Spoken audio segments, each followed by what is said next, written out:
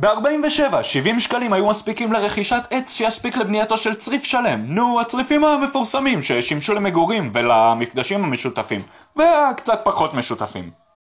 ב-57, 70 שקלים היו מספיקים ליצירת הפעמון המפורסם שבאמצעותו קראו לחברים להגיע לארוחות עם קולו שהדהד על פני כל העמק.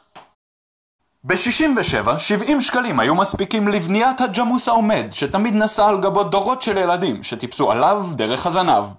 ב-77, 70 שקלים היו מספיקים לקניית חלפים למחרשה של המלונים המפורסמים. כן, אותם מלוני דבש אשר שבו את ליבה של מלכת אנגליה. ב-87, 70 שקלים היו מספיקים לשנה שלמה של הקרנת סרטים באולם התרבות, אותו אולם שאירח מופעים וסרטים, החל מבוסטן ספרדי ועד קראטה קיד. ב-97, 70 שקלים היו מספיקים לקניית בירה לכל המתנדבים והמתנדבות בפאב המנזר המיתולוגי, שם רקדנו ושתינו עד אור הבוקר.